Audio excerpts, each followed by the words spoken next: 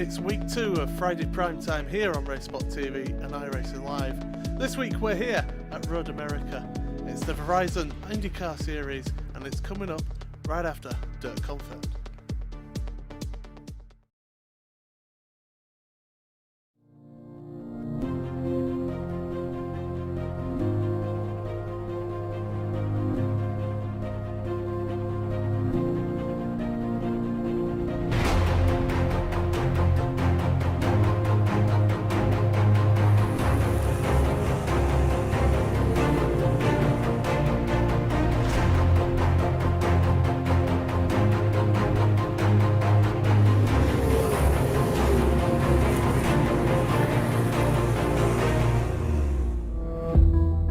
It was interesting this morning to come out here and get on the track and look closely at how rubber was starting to kind of take to the track, you know, where there were ruts and spots that looked still like dirt, and other spots were super shiny and had a bluish tint. We scanned this track twice because we needed to be able to measure the differences between the track before it's raced and after it's raced. With dirt track racing, the dynamics of the track change dramatically once it's raced on throughout the race, and by scanning it beforehand we were able to gain a baseline that we're now able to compare with the scan from after the race. Take a look at the cushion, see where it's built up, see how deep it is, and try to figure out some of these variables that we'll have to account for when we create our digital representations of dirt racing and dirt tracks. Our associate producer, Kevin Einarelli, was actually quite the soldier, and he stayed here all night scanning so that we could get this second scan, because in the morning after the race, they ripped the track up. So the window that we have to collect that data is very limited. So thanks, Kevin. So we had a similar approach with the photography of this track that we had with the laser scan. We photographed it twice. So we were able to get in here right before the race started, right after all the trucks had finished running the track in, and take reference photography of the track. And then we returned today and took another set of reference photography, and we took photos of all the various elements that we need to account for: the cushion, the groove, the areas of the groove that have received rubber, and the apron. And we have a specific technique that we use to take these shots. We are using something called photogrammetry. What photogrammetry is essentially the science or a method which will allow us to take photographs and extract three-dimensionality from them using common elements between the photographs. And it's a great technique to create textures for our racing sim, and it's something we've been doing for a while, but it's especially helpful with dirt because of the three-dimensional characteristics of the dirt and the way it collects. So it's a really good technique, and it should result in a great looking racetrack. A lot of what I'm seeing kind of confirms what we already believed and already knew and have already started working on. So, you know, my plan is to get together with Dave Kamer and get in detail about what's going on between the tire and the road, because the ruts seem to be a significant piece of the puzzle, where the rubber shows up on top of the ruts. So getting the tire grip correct on a track that has as much variation as a dirt track does is going to be key. We know that every racetrack, every dirt racetrack is unique. Different soil compositions, different color, different types of grooves developed depending on the different types of cars. So this process that we've gone through this weekend is not going to be a one-off thing. We're going to do it again, increase our knowledge, and we'll take that knowledge home with us, and it will help us create a better version of these tracks in iRacing.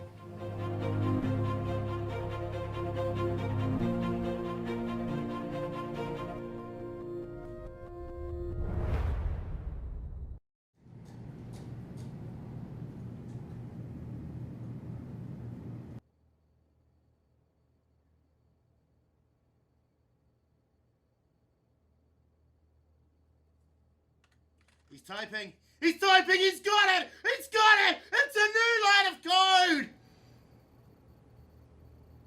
I'll get my code. Sorry.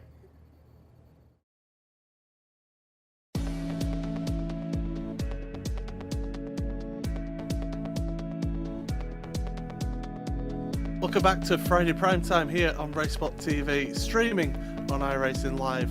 Now don't forget that tomorrow we have the iRacing 6 Hours of the Glen from 1 o'clock GMT here on iRacingLive and RaceSpotTV. Make sure you join all the action.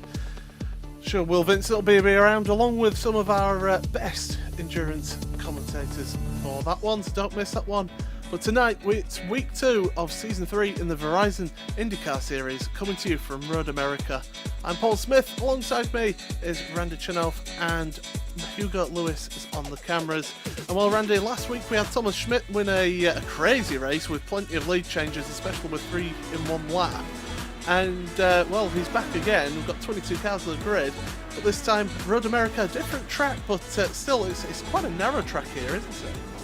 A very narrow circuit, a very fast circuit, and like you said, very different from Spa, but a lot of similarities. Spa also relatively narrow. We don't have quite as many fast corners here, arguably a little bit less in terms of elevation change here, but still a very exciting course, and what is, in my opinion, North America's premier road and racing circuit. Yeah, it certainly is a challenge for all the drivers, and well, everyone will be getting to grips with this. We're in qualifying at the moment. We'll just have a look through the field as we've got a few of the first qualifying lap times getting completed now. Currently pole position is Joshua Chin with a 44.5, but of course people are still completing the laps going on to the second laps of qualifying. And what are the challenges really with this track, Randy, around here?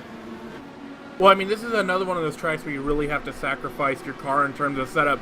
Obviously, with Spa, with the, section of the track like the Kemmel Straight and the run into the bus stop, you really want to have the car trimmed out, but you still need downforce around the circuit. Here, there's not as many fast corners, so it's much easier to just sort of trim the car out almost sporadically and just, take as much of that wing off as you can. However, there are several fast corners here that are very important to a lap time.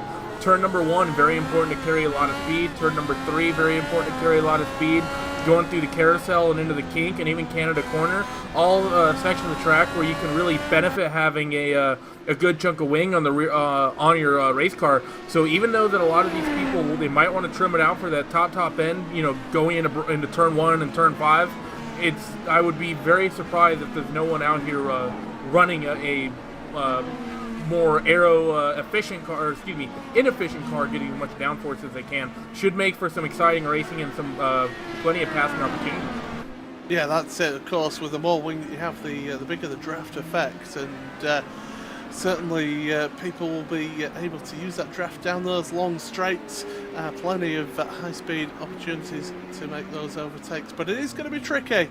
There are only a few real overtaking spots, turn into turn 1 and turn 5 down into Canada Corner as well. You can make moves elsewhere, but really it's all about being patient and making that move stick, Randy. Yeah, you're absolutely right. That's one of the fun things about this racetrack. You have 2 or 3 sections of the track that are really, really, extraordinarily good passing opportunities, but you also have several such as, the run into turn 3, the run into turn 6, the run into turn number 8, even in some cases that run into the final corner. All of those can be potential passing opportunities in these cars here. They're going to be a little bit more sketchy, a little bit more difficult to get that job done, but if you can catch someone a little bit off guard, you can sometimes force a move to happen. Well, we've just got a few cars left out making setting lap times here. Michel de Jong is one of them in the 16 car, and well, going into this section just before the carousel there, that's turn 8 there, the left-hander, and then the long carousel, and you've got to be patient with the throttle round here, haven't you, Randy? Because it's too easy to get on the throttle early and then run out wide on the exit. Well, we saw it last week several times. People really fighting the overs here in these cars coming out of these slower corners. So, I mean, it's going to be something here to really talk about as well. Turn number 3, turn 5, turn 6, all slower corners. So, really, I think people are going to have to fight some of the same things here in terms of setup and how that car drives, just in terms of maintaining rear traction and, maintaining pace. And Michel de Jong also not getting the braking right as well going into Canada. So, really big lock up there, losing control of the back end but managing to keep it going, but certainly won't be setting a better lap this time by Matt. Perez is just completing a lap, just coming through the final section of the course now, heading towards that final corner, but it's not looking like it's going to be a clean lap for him. And just looking at anybody else on lap times at the moment, not really Yeah, everybody seems to have set their lap times now. We're going to have plenty of time to talk because, well, there's 22 cars on the grid and we've got a full pace lap here, Andy, so plenty of opportunity to people get a little bit of temperature in the tyres and in the brakes as well. But, well, fuel, I mean, are we going to be talking about halfway again for the fuel and tyre stops? Yeah, more than likely, and it's definitely going to be tires. I think tires don't take very long in this car, and you should be starting on a full tank of gas just to get yourself that quickest pit stop possible. But you're right, we're going to have ourselves plenty of time here to talk as we go down and through this 4-mile opening lap. Yeah, and of course the pace car only be doing 60 miles an hour on this pace lap as well, so.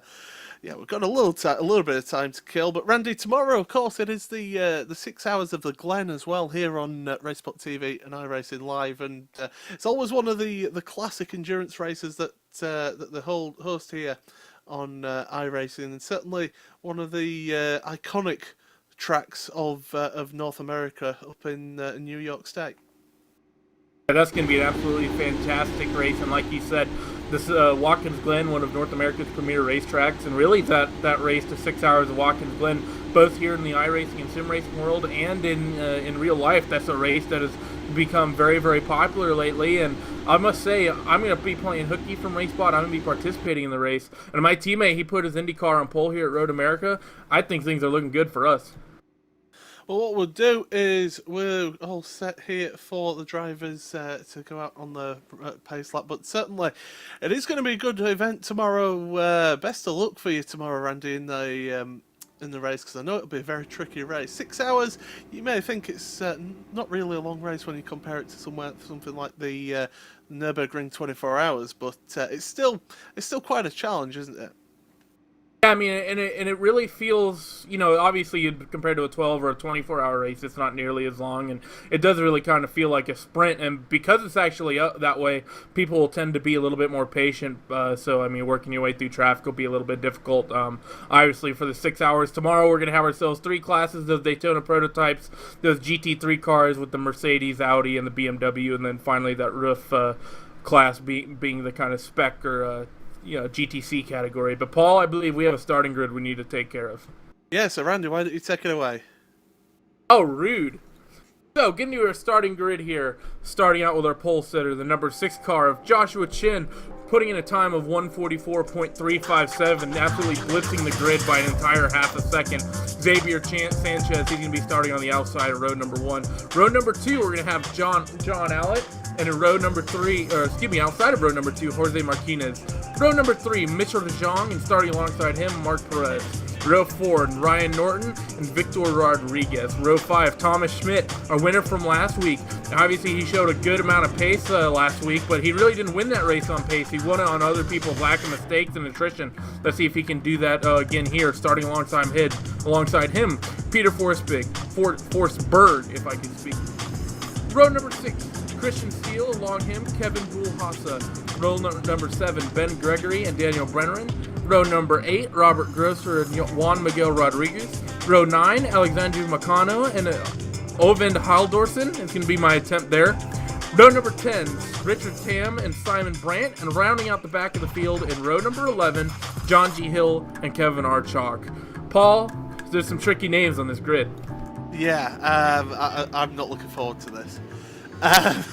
So yeah, certainly some good efforts there from you, Randy. But yeah, it's going to be a tough race. We've got cars just warming up the tyres, weaving under this pace lap. And as I said, you've got a pace lap of 60 miles an hour. So really, it's not getting much heat into these tyres. These drivers are going to really have to work that brake, work that steering just to get a bit of movement in the tyre walls and get some abrasive action across the top of the tyre. But Randy, it's all about setting up your car right, getting it right, and getting in the right performance window to be able to go from the word go.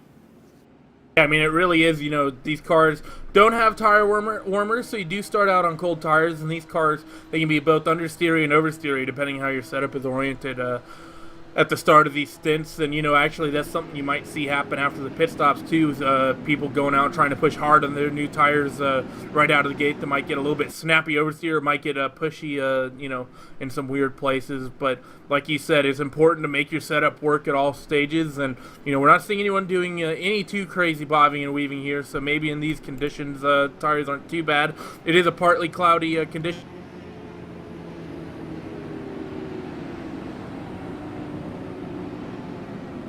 We're getting ready to go green here, I think, Paul.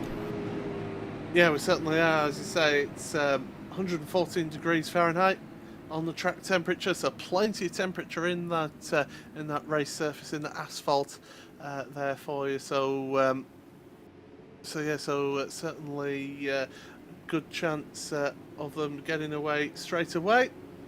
But as I come down into Canada Corner, one of the prime overtaking spots here around this circuit, and these drivers are getting ready for the start of this race. Going to be a tough race. It is, of course, 32 laps around this iconic circuit here in North America, Road America. Fantastic track, and well, we're getting all set here as I turn into turn 14. Drivers waiting for that iRacing pace car to pull into the pit road on right hand side there. It's going to turn in late, and we're waiting for the start then, and away we go. We've got the jump there from the start. It's Joshua Chin who gets away in the lead at the moment. Now, will there be any dramatic action going on through the field here? It's a tight front straightaway, but everyone seems to be working their way through down into turn 1. They go now, and it is Joshua Chin who is in the lead ahead of Xavier Sanchez, with John Allett.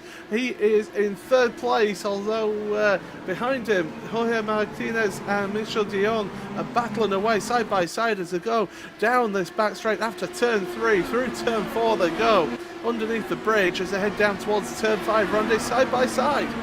Jorge Martinez on the inside, Mark Perez there on the outside now for turn 5. Mark had the inside for turn 3, didn't get the run he needed. Now the line goes to Jorge, and Mark tries to hold it on the outside, and we see Jorge get turned. That's one of the dangers there. Mark, I think, was a little overzealous there, trying to come back onto the track. I don't think that was something he really needed to do. I think he could have lifted out of that easily, but at the same time, Jorge could have given a little bit more space. Actually, Jorge might have simply lost it all on his own on that curb there, Paul.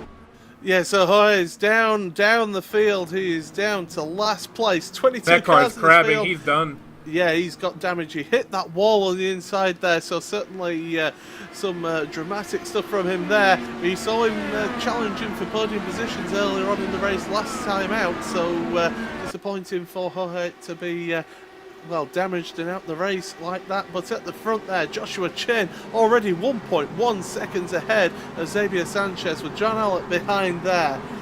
And well, that's your top 3. Mark Perez now, he's got a little bit of a gap ahead of Michel de Jong, with Ryan Norton behind him in 6th place. Victor Rodriguez is right behind Ryan now as they're going up pit straight now at the end of the first lap. It's a quick lap around here considering the length of the track. It's 1 minute 47 from your leader on that first lap, considering they had the start there, and just diving out to the inside now. That is going to be Victor Rodriguez making his way past Ryan Here comes Thomas. And Thomas Schmidt, yeah, race winner last time out on Friday prime time. He's going down the inside of turn 3. He's got plenty of space there for Ryan there, but on the outside. But Thomas makes that move stick.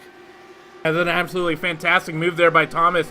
Ryan going into turn number 1. I don't think he really initially saw Victor trying to make that move, and he actually had to get out of the corner late, basically, and counter steer to the left so he didn't actually hit him. Because of that, had a huge loss of momentum, and because of that, Thomas Schmidt able to get that run on the going into turn number 3, got the car up into the inside, got that pass done. Very opportunistic move, very well done. We currently have 3 cars in the pit lane, though, of Owen Halderson, Simon Brand, and Jorge Martinez. We obviously saw Martinez be involved in that incident. Not sure what happened to Owen or Simon, though, Paul.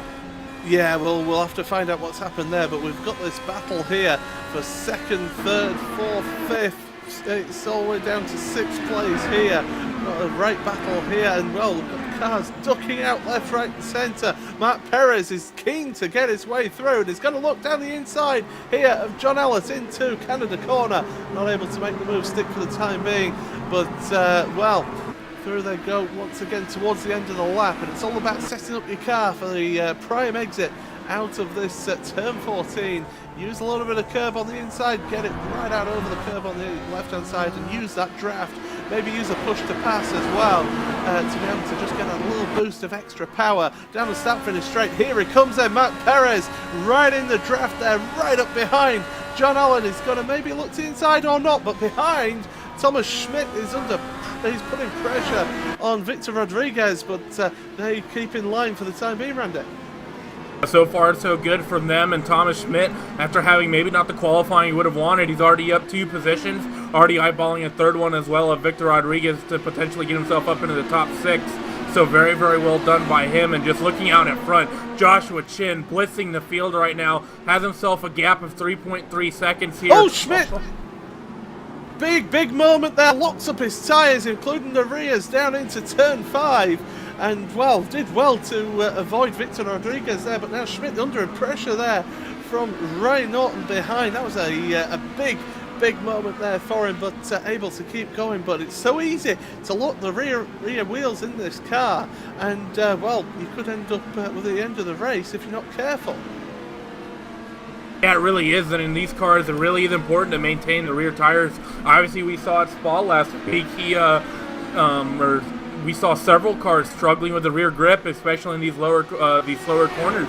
So Thomas going to have to be really, really careful here. Doesn't want to do that too many times, as right now he's under attack from Ryan Norton. Ryan looking to the outside of the run on Canada corner. You can't really get a pass done that way around Canada corner. And look, Ryan Norton again losing a lot of space, and now he's going to be coming under attack from Christian Steele. Let's see what Christian Steele can do as they come down now onto the front straightaway. Christian, he'll have the chance here. If he gets a good run, he'll have the draft, and actually, no, he doesn't sling that apex quite as he would have needed to. We have another car on pit road. Who is that? That's Victor Rodriguez.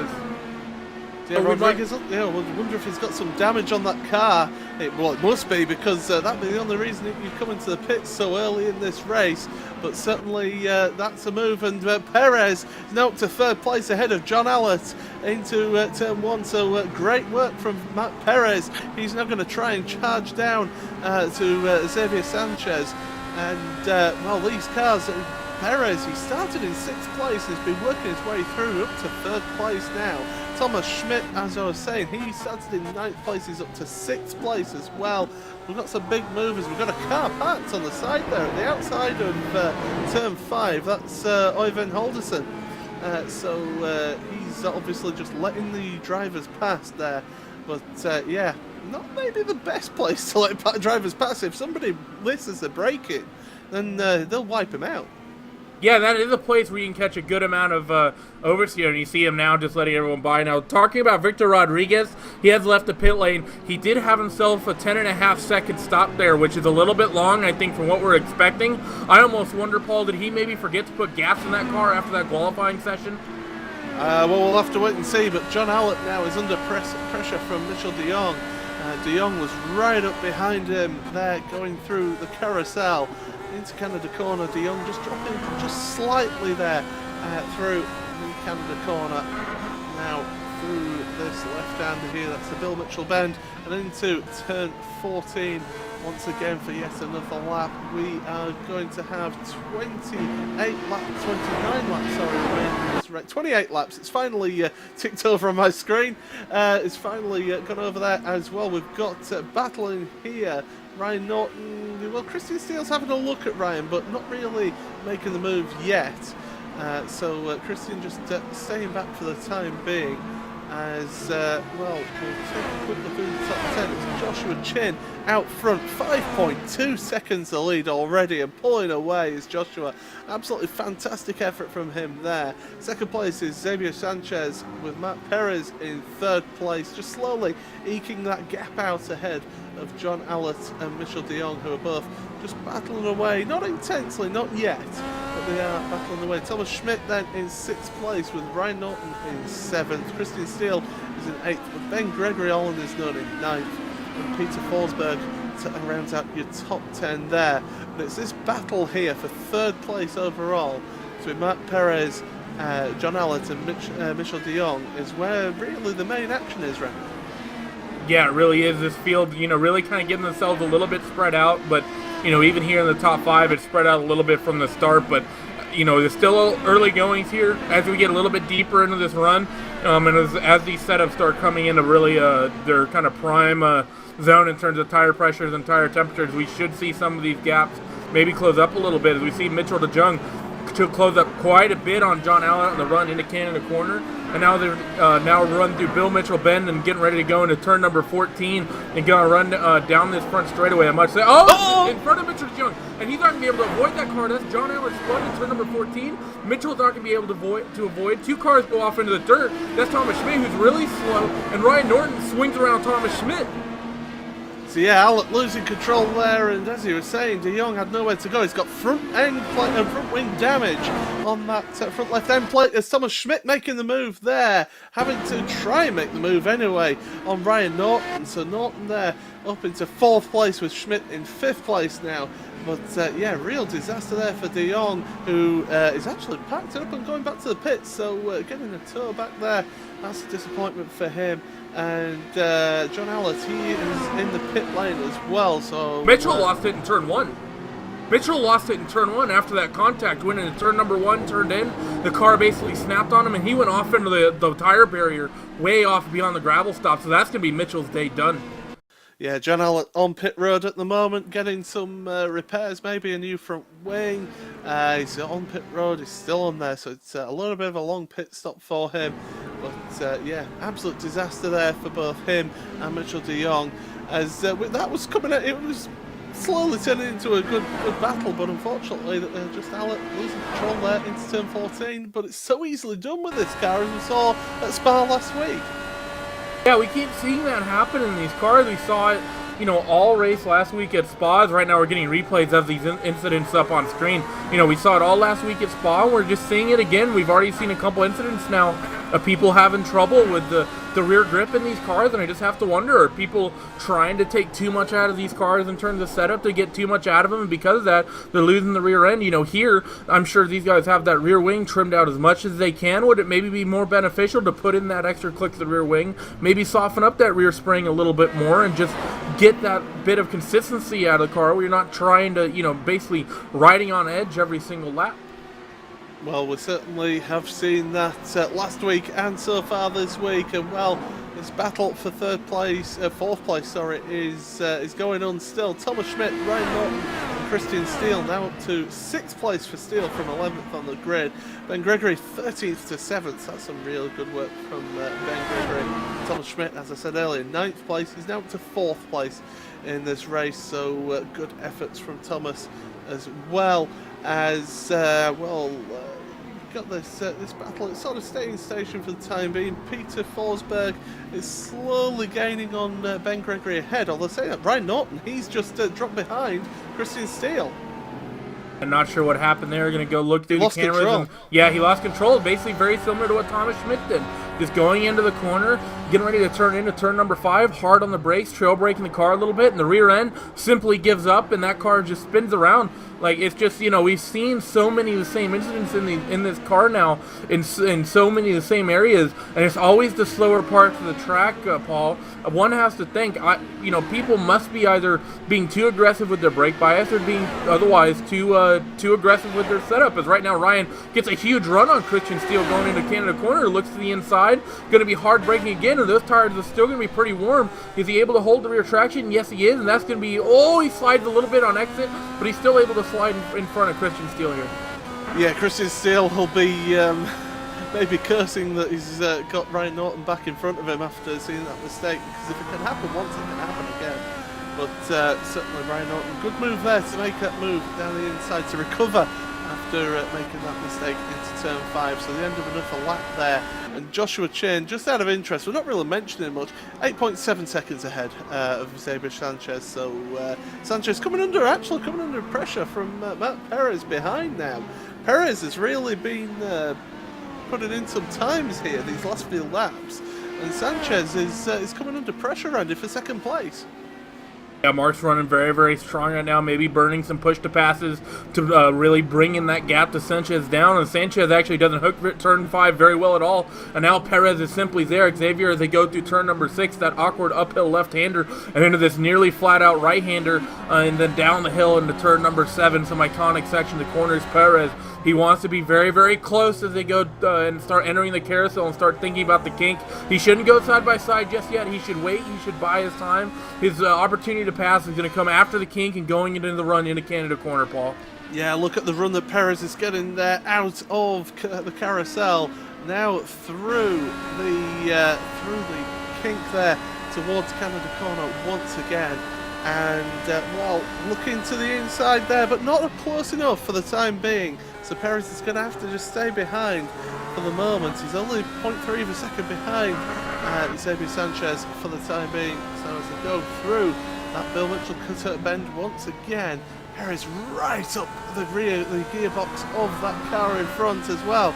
Sanchez having to be put under pressures, and Perez asking questions. It's a question of whether Sanchez has the answers to them as well. Perez looking to the inside here, not going to quite make that move yet. So maybe just running a few laps behind, because he realises that they can't catch the race leader really on pure out and out pace. So maybe just saving a little bit of fuel now, just staying behind in the draft there to have that quicker pit stop in the pit stop track.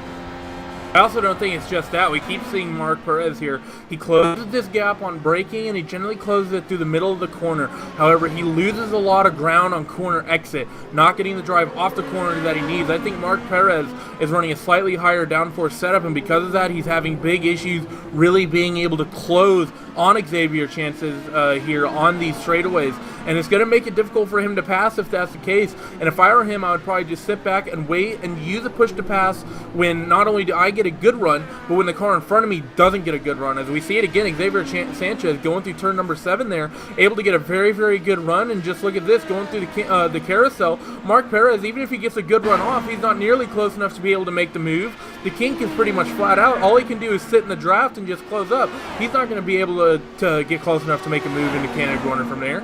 But what they are doing is they're catching up to Simon Bryant, who is laps down, so he is going to be possibly in effect in this battle coming up shortly, because they are gaining on him quite rapidly actually. Simon in that rather distinctive livery of his coming up on the pit straight, but these two battling away as they come onto the pit straight once again. Xavier Sanchez second, Mark Perez third. Across the line they go once again. Last time out, the lap times are 45.8 for Sanchez, 46.0. So Perez just losing out 2/10 on that last lap, and we just saw him just dropping back a little bit on that last lap, and it's certainly showing in the lap times as well.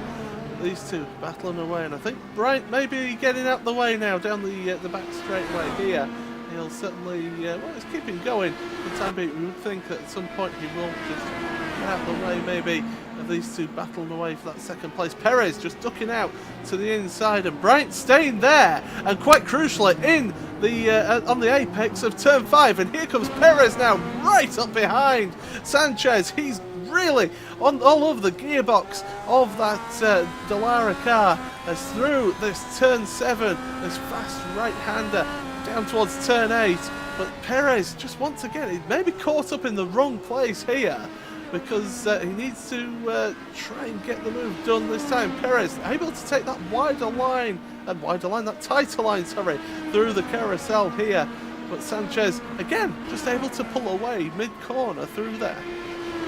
Yeah, I mean, where Mark Perez really was able to close up is not where he wanted it to be, because although there are some corners there you can make moves, those corners really are all about mechanical grip and getting the run off, which we've seen time and time again be the downfall of Mark Perez. And look what he just does there.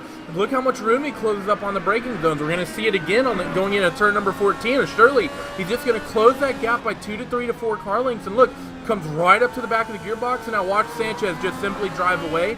I think right now Mark Perez, he just needs to think about backing up his brake zones maybe half a car length, and maybe try to maintain that speed and get it off the corner. Right now I think he's overdriving the entry, and because of that he's sacrificing too much on exit. And look at this, he's thinking about making the move, but he's not nearly close enough to do it, not without a dive bomb. And all while this is going on, you've got Thomas Schmidt closing up to them. Thomas Schmidt was about 6/10, maybe 7/10 of a second faster on that last, like 6/10 of a second. Yeah, it was faster than Mark Perez, so he is gaining on these guys. They've got Kevin Chalk in front of them now, another back marker who is 1 lap down in this race. So again, catching up to them just in around this section on turn 5 and into turn 6 under the Corvette bridge. And Perez, again, all over the gearbox there. Oh, Sanchez, but Sanchez, well, he's going to be desperate. He's wanting to get past that back marker there. And Chalk just moving over to the right-hand side. That's good work from Kevin, although not backing out too much. And they're both having to take a tight line into turn 8 now as they go into the carousel. We're going to see Sanchez taking that wider line once again, hoping to carry a bit more speed through there, taking the later. Oh, but he didn't get it. Yeah, he didn't get it, and this is Perez's opportunity now. He's right up behind, going into the kink. He's got the draft here. He's going to maybe use a push to pass. And, well, Sanchez going defensive into Canada corner. But will it be too late, or will it be just right as Sanchez, he's holding an inside line. Perez going to go around the outside of Canada corner. He's going to still be side by side as they head into Bill Mitchell Bend. And that's the place there for Sanchez. Great move there from great driving from both drivers there to give each other room and to get that job done quick. As, yeah, Chin into the pits then. And so is everybody else. Two. So, yeah. Oh, Sanchez was very close on Perez. I thought they were going to touch. And just before they hit, you were talking about, before they hit the lane, you were talking about Thomas Schmidt putting in that fast time of, I believe, a 45.5, as right now Thomas Schmidt deals with lap traffic. Before coming into the pits, the lap before, on 11-lap-old tires, Joshua Chin put in a 44.7, which would have been good enough for pole. Yeah, that just shows the level of speed that Chin has as out he comes out of pit road. And, well, we're going to look for this Perez and Sanchez battle. Perez did make the move through that final sector of the lap, and Perez out of pit road. They're going to be side by side. Oh, Perez now, Willie got an unsafe pit entry because he did go over the yellow line there on the pit exit, so we'll have to keep an eye out to see if he gets a penalty there. But Perez a 9.8 second pit stop compared to Sanchez with a 9.1 second pit stop, so different pit stop times. Joshua Chin, by the way, a 9.2 second pit stop. Bit early for pit stops, really, Randy. It is a little bit early, but if you're running some light fuel, you might have just hit yourself the window right here. It's still a perfectly fine window, but Mark Perez, really it is kind of all eyes on him right now, because you're absolutely right. He did hit that yellow line exiting the pit lane, so it really is a big question mark right now until he comes past the start-finish line several times here. That pit lane exit here at Road America is very, very, very narrow, and it's very, very strict. I would not be surprised at all if Mark Perez got tagged. Yeah, it's certainly they are keen on that pit exit here. It is, as you say, a very tight pit exit. Well, Perez doing the best that he can to try and pull away from Sanchez, and is doing just that. Sanchez visibly slower through the carousel there, and well, it's certainly Perez now that's got the chance here. But Thomas Schmidt, he's another lap done, so he's going for the longer game here, is Thomas. In this one, it appears he's now led a lap. And, well, he's got 13 seconds ahead of Peter Forsberg, who's come across the line now. And, well, it's Kevin Buhalasa in third place there. And Joshua Chin there, your race leader from early on in this race, up and down in fourth place. But, of course, he's had that pit stop. He's 21 seconds behind the race leader, although he's gaining as he goes round on this lap. Don't say. Yeah, right now it's going to be, this is going to be huge for Thomas Schmidt. Obviously, he won't do anything to obviously challenge Joshua Chin for the lead in terms of strategy. But for Thomas Schmidt, if he, he's out there on a lighter car right now than Mark Perez and Xavier Sanchez have been. So he's going to have a lighter car now, which means he could run quicker.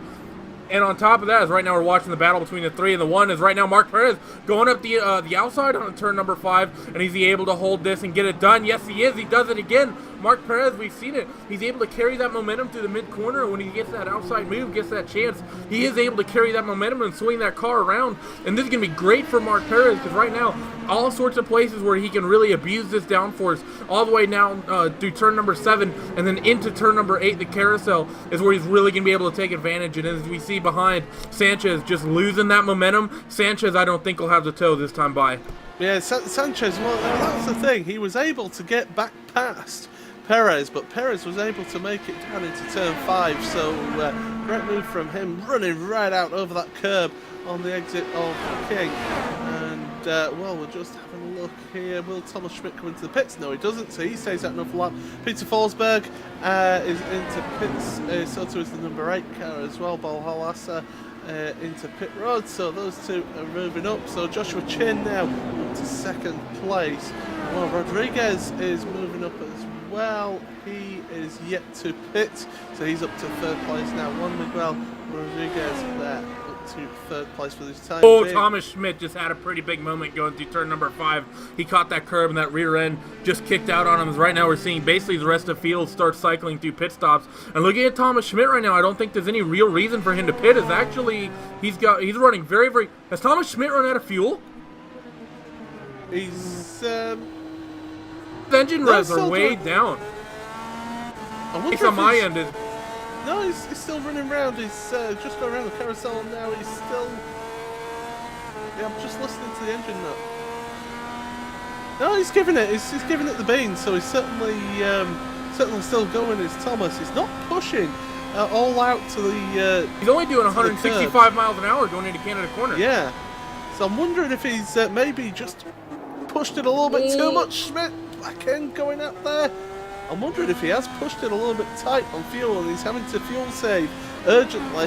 He's lost about 3 seconds on this lap to Joshua Chin, so he certainly isn't going full 10/10ths as well. He's going to come into pit road this time by. Yes, he is. Here he comes up the hill here, and you can really attack this pit entry, can't you? Because it is uphill, that gravity is helping you brake. Yeah, you really can, but you do have to be careful. Is right around the crest of the hill, there is a bump, as right now we see a lap car go by, and that's Kevin Archok. And then we see Joshua Chin going by to re-inherit the lead here. But, you know, it's just interesting from Thomas Schmidt why he would push the gas that hard, as we see him weaving right now down the pit lane, trying to shake the fuel in that car, as he's right now just looking for his pit box, driving down into it. Now he's going to have, you know, obviously he's going to have to take full fuel and tires. And where is his competitors? Well, there goes Sanchez. They're biased. So, I mean, this has cost Thomas Schmidt dearly. Yeah, Schmidt, he is back out though. He has taken fuel and tyres. He's coming out of pit road now. He's lost a place to Ryan Norton. So Norton makes it way past. And Steele, well, Steele is about a second behind at the moment. So Schmidt coming out here in 5th place, then out of the pits. But he is the last of your drivers to make a pit stop in this race. So we'll talk you through the race order after all the pit stops have cycled there. And, well, it's Joshua Chin, 17 seconds ahead of Mark Perez, with Xavier Sanchez all over the back of Perez there in 3rd place. Ryan Norton in 4th with Thomas Schmidt in 5th. Christian Steele is in 6th place with Ben Gregory in 7th. Victor Rodriguez in 8th with Kevin Bohalasa in 9th, and Robert Grosser in 10th place.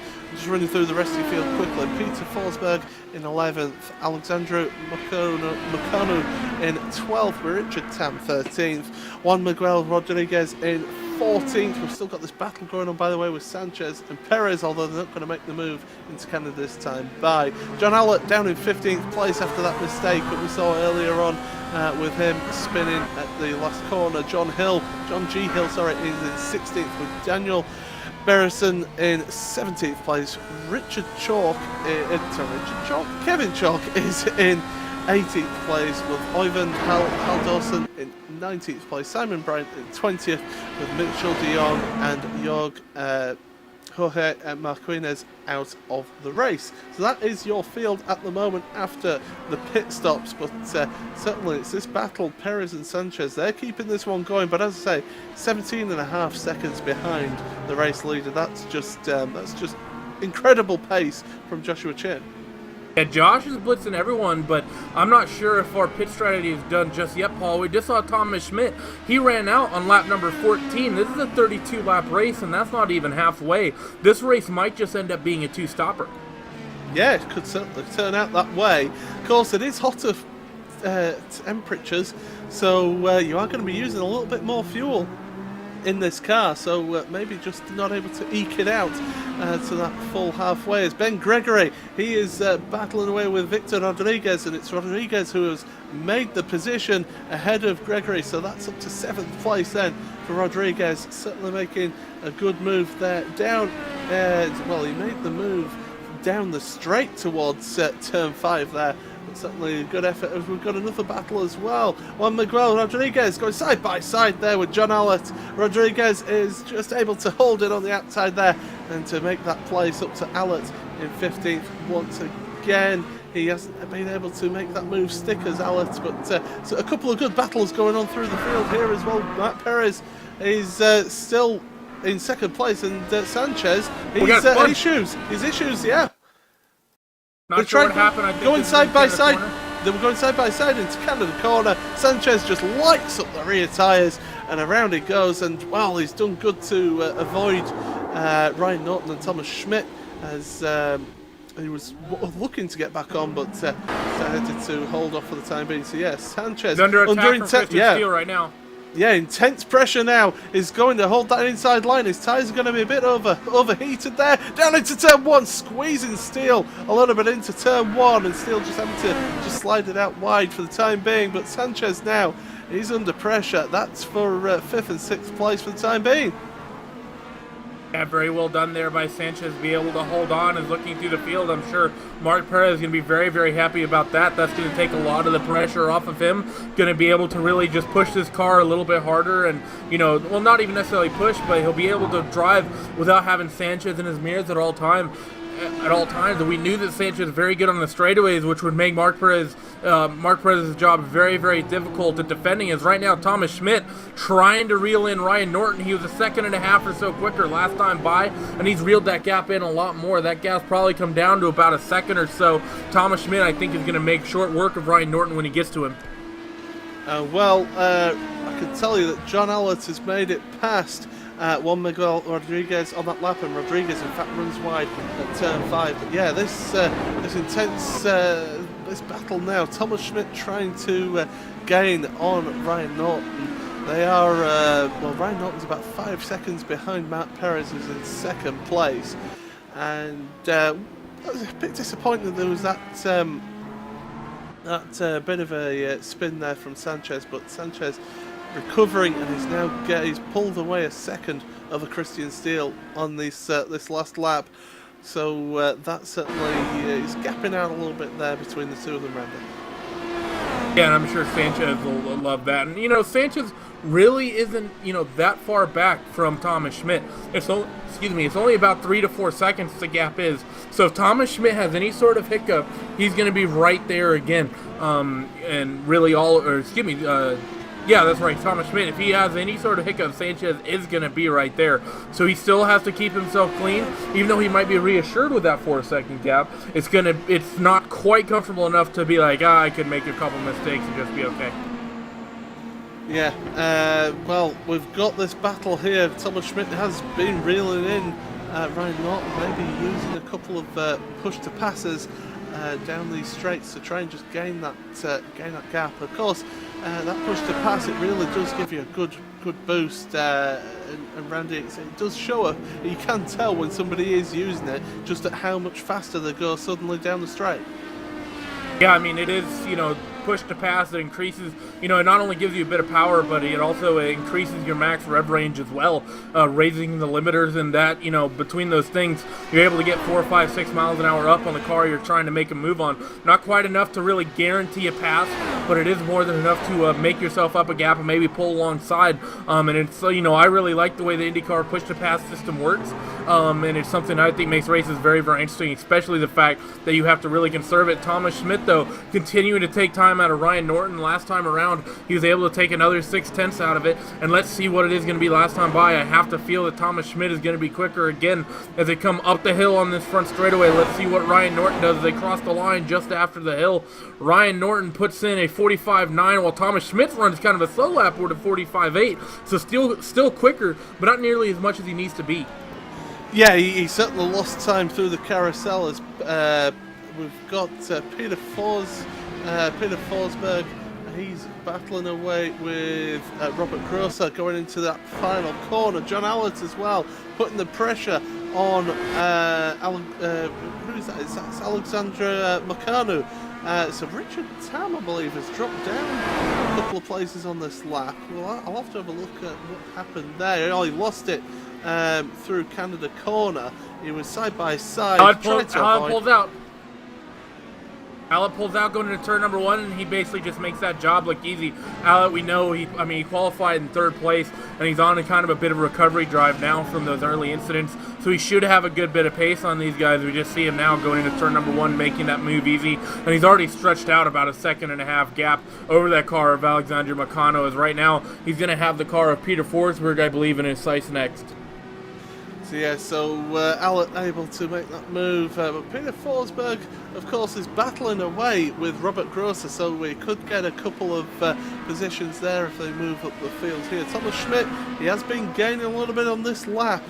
He certainly is a lot closer from sight alone, and he is now 0.6 of a second behind Ryan Norton, so this battle is slowly intensifying. It is for the last spot on the podium, and Ryan Norton doing everything he can to try and hold on to that position. He's putting in lap time after lap time. This Schmidt, though, is across the line they'll go. We'll compare the lap times.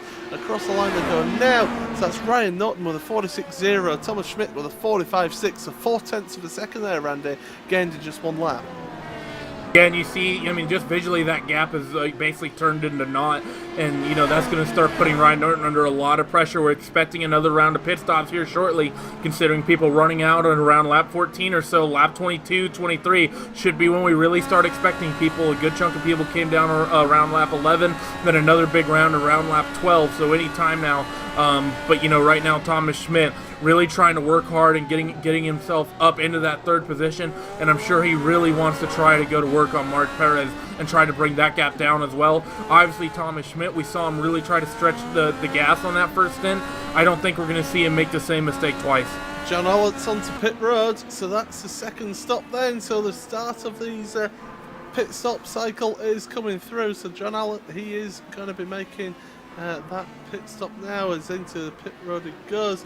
We've got a battle here between Grosser and Forsberg. They're side by side there, and Forsberg has finally made it past Robert Grosser for position, so that is up to 9th place now for Peter Forsberg. It's a good move there. He's got 13 seconds behind the next car ahead, and that's the number 8 car in 8th place, so tough ask there, a tall order to do it, but Peter Forsberg has made it as well. One of the back markers there. We got a car off behind Peter.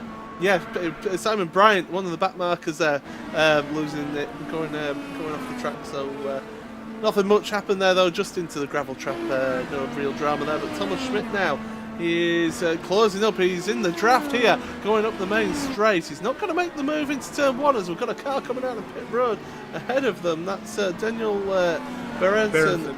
And Berenson, he is almost, he is a lap down, should I say, on these drivers now. But look at this, Schmidt right into that draft, right up underneath the gearbox of the car in front, and he's going to have a look now towards turn 5. He's ducking out to the inside here, in towards turn 5, and maybe fresher tyres is helping him here as well, because he did pit. He was the last of the people to pit, and Thomas Schmidt makes that move look rather easy, actually. Yeah, made that move look rather simple. I don't know if tires would have been too big of a difference, because we saw these cars, they get quite a bit quicker at the end of the run as the fuel load gets lighter. We saw Thomas put in some of his quickest laps deep into the run when he was on those lighter sets of tire, lighter fuel load.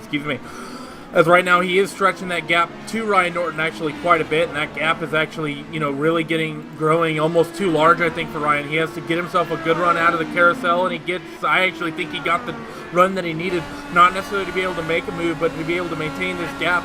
If Thomas Schmidt is able to break the draft here, he's going to be able to basically run away, as right now we're waiting for the second round of fuel stops to really begin.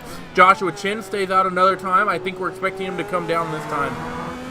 Yeah, we've got 11 laps remaining in this race. Then it's an intriguing battle of strategy and pace. Matt Perez is staying out another lap as well, so he's not going to head down to pit road yet. Neither too is Ryan Norton or Thomas Schmidt, so those guys still keeping going. Xavier Sanchez, he is in 5th place at the moment. We've spoken much about him after his exploits in that little spin down at Canada Corner that cost him a possible podium position for the time being. But of course we have seen stranger things happen. Just look at last week, the amount of lead changes we had in that one. Maybe not going to have so much of that happening this time out, but you can have these dramatic things happen rather quickly. Yeah, you really can, as right now watching Thomas Schmidt deal with lap traffic, and Daniel Berenson gives him the way. And right now, Thomas Schmidt, he did reel in Mark Perez by about 4/10 that last time by, and it's going to be interesting to see what Thomas is able to do without the slower traffic of Norton behind. If Thomas Schmidt, if he's able to run 3-4 quicker every single lap, he might be able to just bring this gap down to something manageable. But right now, if I'm Thomas Schmidt, I'm looking at myself maybe running faster than Mark Perez. I might think about just burning push to passes, not even just to make passes, but just to keep bringing that gap to the car ahead down. And of course, you've got to think about the fuel and everything like that. We say we're expecting these second stops. We've had John Allen come in. We've had a couple others come in as well, and with more sort of like the back markers. So we're waiting for these front runners to make their pit stops. As I say, Joshua Chin is onto pit road, so he, the leader, is into the pit road now. It's going to be 10 laps to go as it goes across that line now. So 10 laps remaining in this race. Matt Perez is going to stay out for the time being. Thomas Schmidt, well, he's out over the curb. He's staying out, but onto pit road comes Ryan Norton as well. And this is what we saw last time. Last time around, we saw Perez and Schmidt stay out later than anyone else. Perez stayed out an extra lap. Schmidt went that extra 2. Thomas Schmidt should, there's no reason for him to try to stretch it again here. He should stay, he should be coming in this lap as well as Mark Perez. And just looking at the lap times, Thomas Schmidt last time by a 45.4, Mark Perez a 45.7. So again, 3 more tenths taken out of that gap between Schmidt and Perez. Schmidt, I think, might just have enough time to be able to reel this gap in. Well, we've got the battle there for the rest of the top sort of 10 classes as they come into pit road, and Ryan Norton a 9.1 second pit stop. So drivers taking tyres once again at these pit stops. You might as well, with the amount of time it's taken to fuel these cars. They're all getting pit stops around the 9-second mark. Xavier Sanchez out of pit road as well, so too is Christian Steele.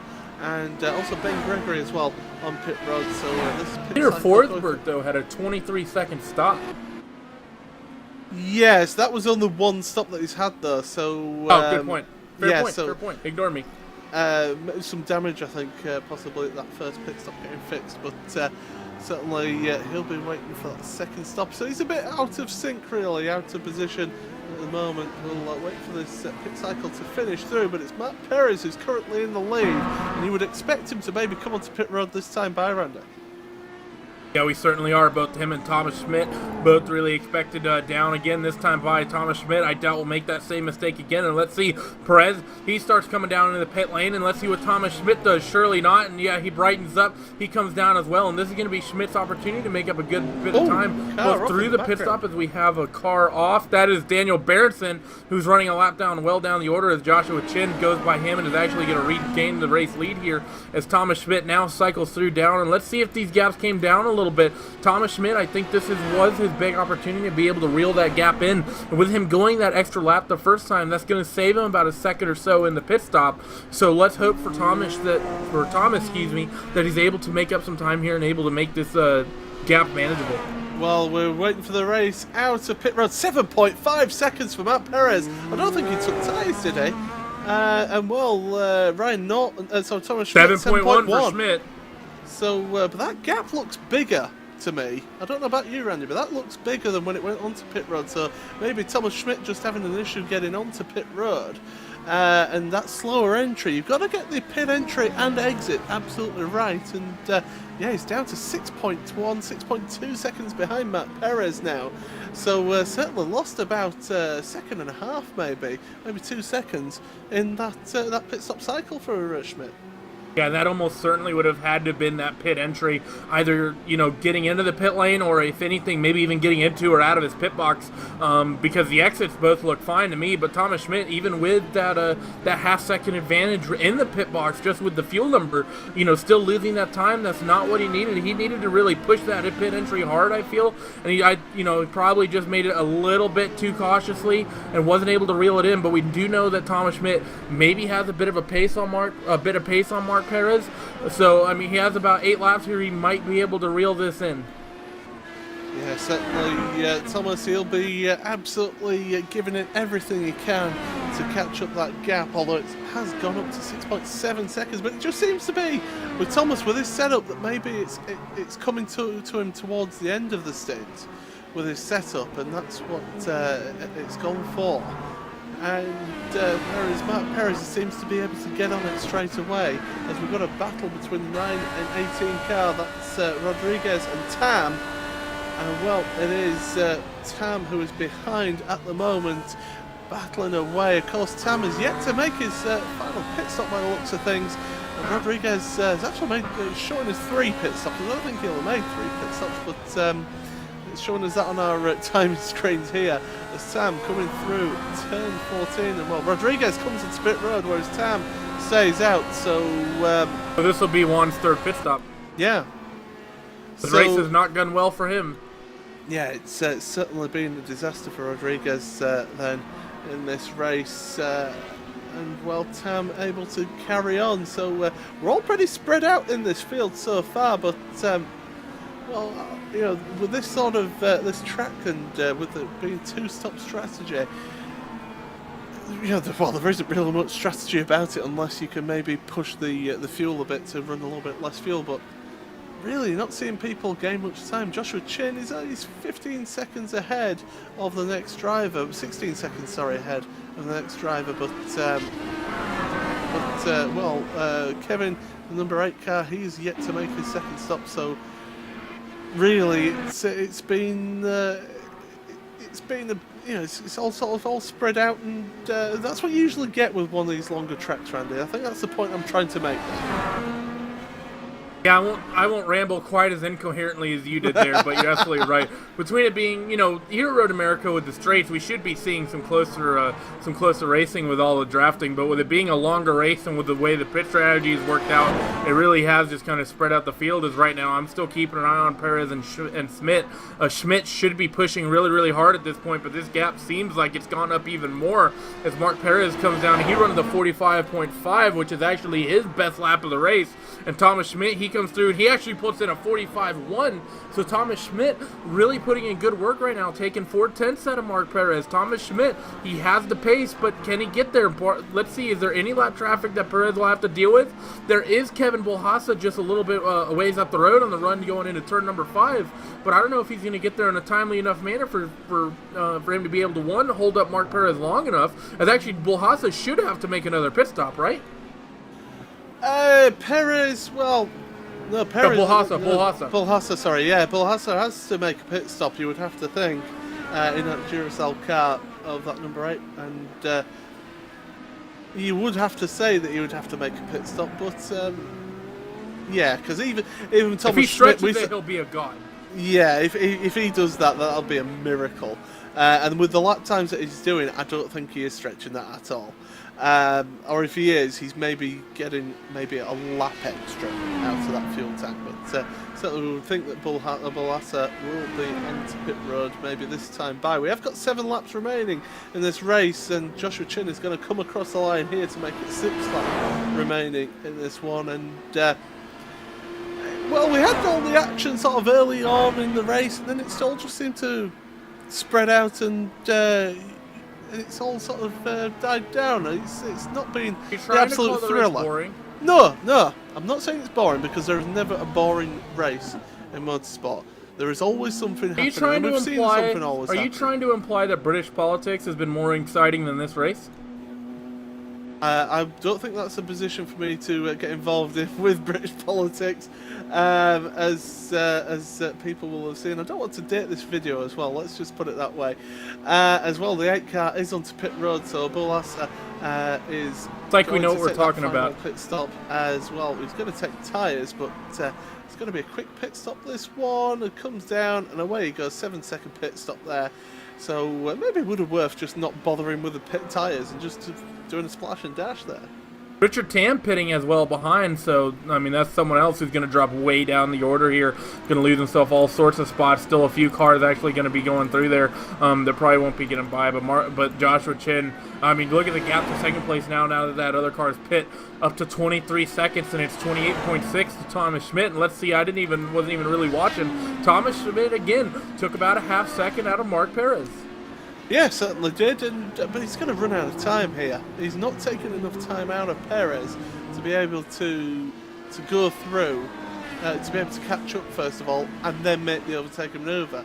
We have got Alexandru Mocanu in the 22 car. He's yet to make a pit stop yet, so he's still a bit out of position for the time being. He's in 8th place at the moment. He's got Ben Gregory right behind him. Gregory will be on fresher tyres, but Mocanu, well, his car won't be that much lighter really than Gregory's, because this final pit stop, you're on the fuel to get yourself to the end of the race, and well, there's 5 laps remaining in this one. There's not much race left. I mean, it is going to be 5 to go this time by, as Josh Chin has already crossed the line, and Mark Perez comes across it right now. And just watch the lap times again.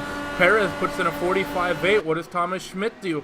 That lap time by was again a 45.5. So Thomas Schmidt, if he hadn't really pushed it here on this gas, if he hadn't tried to stretch that extra lap, I think he not only would be fighting with Mark Perez right by now, I think he'd be clear. And Ben Gregory has made it past Alexandru Mocanu into Canada Corner, using the better run out of the carousel. And here comes Mocanu onto the pit road. So this will be the last of our drivers to come onto the pit road for his final pit stop. And well, 5 laps remaining. It is going to be a splash and dash. And if he puts tyres on, really, there's no point. You might as well just get that splash of fuel and get in and get out. But yeah, he's going to drop down the order. But Mark Perez, he's doing what he has to do. He's just setting good lap times. Okay, he's 0.8 of a second slower than the leader this last time by, but so is everybody else. Yeah, exactly. It's what you need to do. He's managing. Yeah, like you said there, Paul, absolutely no reason for him to really push right now and try to reel in Joshua Chin as Josh 24 seconds ahead with only 5 laps to go. Absolutely no way he's going to be able to reel that in. And, you know, right now Thomas Schmidt, he's just trying to do what he needs to do as well, as that gap has come down quite a bit. I think it's probably down another half second or so, maybe 3/4 of a second as they go running into turn number 1 right now. Mark Perez not turn number 1, it's like turn number 12, cleanly through Canada Corner and now through Bill Mitchell Bend, as Thomas Schmidt working his way into Bill Mitchell Bend right now. And really, this is where it's all eyes are on right now, is Thomas Schmidt, what he's able to do, as it's going to be about 4 laps or so to go here, Paul.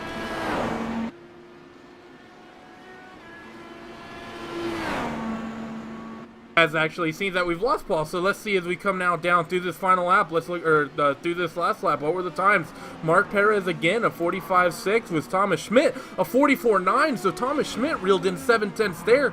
That's the kind of laps that Thomas needs to be putting in now. And if he hasn't really been burning these push to passes, this is the time where he needs to be doing it. Every single straightaway, if he still has them, he needs to be burning one. And if he only has a limited amount, that front straightaway, just simply how long it is where he's going to have to be burning it. Joshua Chin calmly 24 seconds ahead as he works his way through the carousel on lap number 29. It's basically his race to lose at this point, and I have to say I find it very doubtful that Josh is going to make a mistake to possibly take him out of it. Let's look down some of the order here. We have Ryan Norton, a bit of a close battle here with Xavier Sanchez. Been reeling in Ryan Norton. This is something that in these final closing laps might just close up here, as Ryan, we've been kind of watching him all race long, and it's not that he's been slow, but he's made several mistakes over the course of this race that have cost him a bit of time. If he makes another one here, Xavier Sanchez might just be close enough, be in the clutches, and be able to make a battle happen with this. Right now they go running through the carousel. Ryan Norton needs to make sure he can get himself a good run both through and out of the carousel, as let's see if he's able to do it. He gets a decent run, and I think he got the run he needed, actually. Xavier Sanchez not closing in the way he would need to be, as right now, looking again up the field. I have to say, that gap is closed again, as Paul, you've joined me. Yeah, I'm back. A few technical issues here, but we're soldiering on for the time being, and well, it's this battle here, as you've been so eloquently put in for this. You give me too much credit. Yeah, for this fourth place. Xavier Sanchez certainly has been closing up that gap behind for fourth place. Thomas Schmidt again putting in faster laps, 4/10 once again, but like I say, 3 laps remaining in this race. It's just not enough for him to go at it. Xavier Sanchez is trying everything he can to catch up to Ryan Norton, though. He's now on the 1 second behind, and he managed to pull out a 10th. Managed to get a 10th back on that last lap, but yeah, really, again, just needing to get in that draft, and he now will be in that draft, will Xavier, to be able to just help gain himself a little bit more speed down these straights. Yeah, and this is the time again, like I was saying while you were gone, this is when these drivers who are trying to reel people in, every single time they get on a straightaway, if they haven't really used them, they should be on that button to be able to reel that time in. You obviously get 10 of them for every single race, so if you haven't really been fighting with people too hard, if you haven't burned them too much, as we're watching right now the number 9 car, who is that? That's Juan Miguel Rodriguez, and he's kind of stuck. Actually, I think he's stuck in the tire wall exiting Cannon Corner, so that's going to be absolutely disastrous for him. That's basically guaranteed race done for him. He's going to be probably 2 to 3 laps down, and that's going to be a couple of a minute tow. As looking back to this battle between Norton and Sanchez, Sanchez just, seems to have fallen back just a little bit this lap. Yeah, so it was Rodriguez just lost control on the exit of Canada Corner. He has taken a tour back to the pit lane, so that's going to be pretty disastrous for him towards the end of this race. He'd almost made it through to the end, but not able to quite get there. But well, this gap now, you're looking at around a second, really, for this battle here between Sanchez and Norton. Norton in that 4th place, and Sanchez able to get out the final corner once again. Using that draft, he's gained a couple of tenths on this lap as across the line they go. Norton a 45, what was the last lap for Norton? 45.6 to a 45.2. Yeah, so again, 4 tenths, and that's going to be good enough for Sanchez. And I mean, Thomas Schmidt just did the same thing to Mark Kerr as well. But like you said, Schmidt, he's just sort of out of time. Yeah, so 2 laps remaining. Yeah, 2 laps remaining in this race, and Sanchez really in that draft now. He's half a second behind. He's not going to make the move down to turn 5 this time around, but certainly he is gaining on Ryan Norton in front. And we saw that Sanchez is a rapid driver. He was battling away earlier on with Matt Perez, don't forget. So we know he's got the pace there. Perez, of course, who is in 2nd place. So well, Sanchez, he qualified in 2nd. He was on that front row, so we know he's got good pace. It'll be interesting to see whether he can make that move, maybe on the last lap, because he is just sticking around that similar sort of time as we go around here. It's mainly on the longer straights where he really gains that time on the man in front. As well, coming around, Joshua Chin coming up the hill is going to start his final lap of the race. Yeah, it's been an absolutely dominant performance for him, as right now Sanchez reeling in that gap all the way down the run into Canada Corner, and I have to say, and he actually closes up during braking a lot, as actually we see Ryan actually get a little bit of a better run on corner exit here than Sanchez did. So this is going to be the lap where Sanchez has to absolutely get this done, as right now Josh Shin working his way out of turn number 3, and it's just for him. He just needs to not catch any oversteer, not catch a bump wrong, and he's got this in the bag. Sanchez now in that draft once again. If he's got any push to passes, use them. Oh, I would have thought he'd used them up by now. Down that straight in towards turn 1 they go, then into the braking zone. They're all just darting and ducking under the brakes there into turn 1 now as they head through 2 in towards turn 3. It does seem like he's right up in the back now. He's up into the gearbox over that curb there. Maybe a little bit of a rough exit there for Sanchez. It certainly was for Norton as well. It's down the straight towards turn 5 they go. Sanchez, maybe he's going to just look to the inside. He's going to look to the inside. He's making himself known. on. But, well, not able to make that move for the time being. Oh, gets a little bit loose on the exit there of 5. Going into 6, and Norton getting sideways, and this is going to be Sanchez's opportunity. He's looking to the outside of 7, not able to make the move, but he's carrying the speed. And, well, side by side in towards turn number 8, and Sanchez is setting this up for Norton as they head into Carousel, as we've got Joshua Chin is coming into the final corner as well, so he's going to come through to win this race. But I'll keep an eye on that as well, because Sanchez is in the draft there. Chin, though, up across the line here to win this week 2 of Friday Prime Time. And here comes Sanchez down the outside as they go towards Canada corner. Under the braking there, he's going to try and hold it out round the outside of Norton. Ryan Norton not giving much room there. He's got every right to do that. And Norton staying ahead for the time being. Over they go through that final corner now. They go. Sanchez trying everything he can. He's going to be pushing it. He's going to go all the way towards the end. Up the hill they go. It's all about that speed at the final corner. Sanchez has got a bit of pace, but he's not going to have enough. And Brian Norton is going to take that 4th place. Fantastic driving from those two on that last lap, Randy. Yeah, very good defensive driving there, and very well held by Ryan Norton. And, you know, very, very good assault there by Sanchez on the outside of Canada corner. And good job by both drivers to not get into each other here on that closing lap.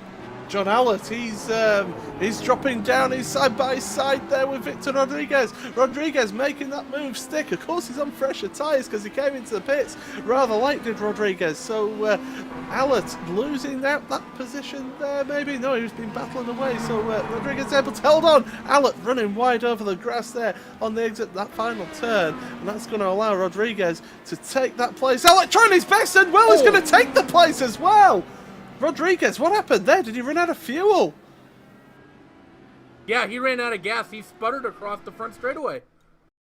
That's unbelievable. I mean, he must have been pushing it for in that pit stop, and he must have been pushing all the way. So Allett able to make that move right at the end very there. calm race, Paul. As well, going across the line finally, Alexandru Meccano. So is that everybody who is racing? Well, we've still got a couple of cars out on track there, but I do believe the lap's down at the moment. We've got Simon Bryant coming through the final corner as well, Juan Miguel Rodriguez is coming into Canada corner. He's the last of the lead lap, not the lead lap runners, he's a lap down, but he's still the last of the runners here. In he goes then, and well, Randy, it's been a good race, and you can talk us through then these finishing results. Coming down your finishing order now here. What was round 2 of this Verizon IndyCar series. Joshua Chin putting in an absolutely dominant performance here at Road America, bringing home victory by 22.5 seconds over Mark Perez, coming home in 2nd place. Thomas Schmidt with a solid 3rd place. He was very, very strong at the end, but unfortunately for him, just tried to stretch his fuel just a little bit too far going into that first pit stop, and really kind of unfortunately took him out of the running for that 2nd position, even though he had pace over Mark Perez. Ryan Norton coming home in 4th from Xavier Sanchez in 5th after that exciting last lap battle. Christian Steele, he kind of ran his own race kind of all day, comes home in a very respectable 6th. Kevin Bulhassa up to 7th, Benjamin Gregory 8th. Peter Forsberg 9th, John Allett coming home with that very dramatic P10 there right at the very, very last probably 100 yards or so of that front straightaway. Victor Rodriguez 11th, Robert Grosser 12th, Richard Tam 13th, Alexandru Meccano 14th. As we get down into your lap down runners, we have John G. Hill, Daniel Barron, Juan Miguel Rodriguez, Oyvind Halldorsen, Simon Bryant 2, Kevin Clark, and then those of your drivers who didn't finish, Michel De Jong and Jorge Martinez. And well, we have found out that Victor Rodriguez did forget to fill the tank for the race, so that's why he did pit so early in the race. So all race fuel saving. So a good effort from him, and unfortunately finishing a lap down in that race, but certainly a good race there from them, and maybe not the most intense race that we've seen in this Friday primetime run, but still a good race, and well done to Joshua Chin. Absolutely dominant display today, Randy. Yeah, unfortunately didn't come out last week, but, you know, the way he's showing pace, looks like he could be a very, very dominant force here in this championship, especially on these road courses. But next week, Paul, we headed ourselves to the first oval of the race of the first oval of the series at Charlotte Motor Speedway. Yeah, and it is a night race as well, so that's going to be interesting. Unfortunately, I won't be here next week as I'm busy tanning myself in the lovely Texas heat.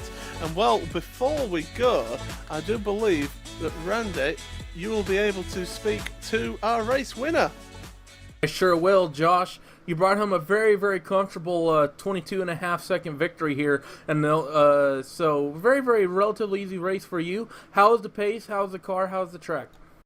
Oh, it was really fun that first stint. As it started rubbering up more, the car got worse and worse. That last run, I was struggling a lot, and I actually almost lost it with 2 to go, coming out of turn 3, putting too much power down. But otherwise, the car drove pretty okay, and it was a fun race. You know, good to have pace again. It's been a while since I've been able to go out there and lead a race like that, and it's nice to be able to, you know, build those, even a 10-second lead, but build it up to 20 seconds and maintain it from that basically first pit stop was really nice. That's certainly a dominant performance from you today. It's a big weekend of racing here on iRacing. We have the VLN series on Sunday and the walk-in 6-hour on Saturday. Are you planning on running that, or what are your plans there? Well, I think you should know what the plans are for Saturday, considering we're running together. Well, I know you're not planning on sending me the paint scheme. I know that. Well, you'll have that in about probably 20 minutes. But yeah, looking forward to running Watkins Glen. Really enjoy the track. That's another track that was really good for me in the IndyCar, at least the old car, not so much this car now. But love Watkins Glen and looking forward to running the 6-hour as well. All right, and then after that dominant performance, any shout-outs? I got to thank JDR Graphics for being on the car, Motorsports Tribune, pretty much anyone you saw on the car during the broadcast. I don't know if you had the paint scheme or not, but thanks to everyone who supports me. Banshee X, especially Christian Steele, helped me a lot this week. Got me up to speed really quick today with a good setup and the little pointers here and there, and he helped me a lot, and he had a good run in 6 as well, so good result for the team. All right, Paul, that's Josh Chin coming home from that fantastic victory. And, you know, Paul, I'm really excited going into this next round in Charlotte. It should be very, very exciting. The Oval IndyCar guys, they know how to make a race exciting. Yeah, they certainly do. And, well, thanks a lot, Josh, for joining us as well. But, yeah, as you say, going into Charlotte next week, the Charlotte Motor Speedway at night time as well. It's going to look fantastic under the lights. Fireworks. For that one. Yeah, fireworks and everything. So make sure you join us next week from 8 o'clock GMT on Friday prime time for that one. Don't forget, tomorrow we do have the 6 hours of the Glen, which you can catch live from 1 p.m. GMT here on RaceSpotTV and iRacingLive. And of course, on Sunday we have the second round of the VLN Championship here at the Nürburgring Nordschleife. And that one will be from 2 o'clock GMT. You'll be able to join Randy. You'll be commentating on that one along with Cam Walsh, Alvin, and Francisco. So enough outing for the endurance team. Yeah, the Endurance Quattro, or Quartet, as I believe we're going to start calling ourselves there at the VLN series. It's going to be an exciting race. And, you know, between the 6 hours and the VLN race, I'm not sure which is going to be a better event. You know, the Watkins race will surely be good, but it's hard to take anything away from the Nürburgring. So plenty of action for you to catch here on RaceSpotTV and iRacingLive. Well, that's it from us this week. Join us next week on Friday prime time, as I say, from 8 o'clock GMT. I'm going to go off and get some sun in Austin, Texas. So from me, Paul Smith, from Randy Chenoff, from Hugo Lewis, and everyone here at RaceSpotTV and iRacingLive, it's a good night from Road America. Good night.